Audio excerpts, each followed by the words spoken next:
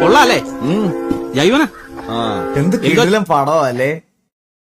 നിങ്ങക്കൊക്കെ ഇഷ്ടമാണോ ഗൈസ്? എന്ത് കിട്ടിലം ഫിലിം അല്ലേ? എന്ത് കിട്ടിലം. പറമ്പീന്ന് വെട്ടിയതാ എവിടെന്നാ? എൽദോച്ചാന്റെ പറമ്പീന്നേ. ഏട്ടാ സാബു നീ അത് വെട്ടിപ്പോ ചോദിച്ചിട്ട് വെട്ടണ്ടേ? എൽദോച്ചായ എന്നെയല്ലേ പറമ്പും കാര്യങ്ങളൊക്കെ ഏൽപ്പിച്ചേക്കണത്. എങ്ങനെ? ആരാന്നാ? എന്നെ വിളിക്കേ. എൽദോനെ വിളിക്കേ. ഒരു തീരുമാനം ഉണ്ടാക്ക്.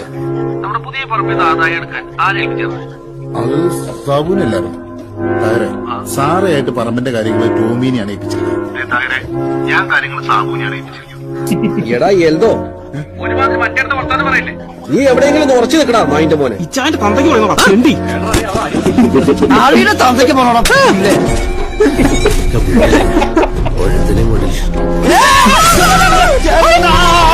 അവരെ എടാ അത് അതിന്റെ കണ്ടിന്യൂറ്റി കണ്ടാ നിങ്ങള്?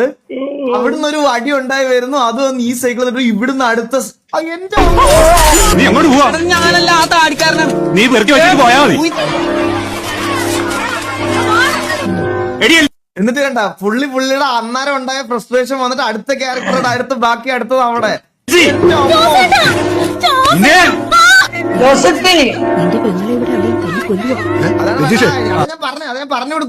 അതാ ഞാൻ പറഞ്ഞു കൊടുക്കുക. അതെനിക്ക് മനസ്സിലായി. അതാ ഞാൻ പറഞ്ഞു കൊടുക്കുക.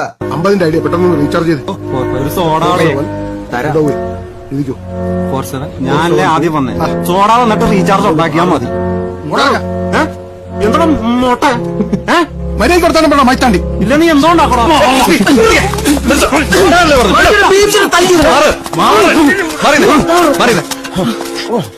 മാറിക്കേട്ടോ.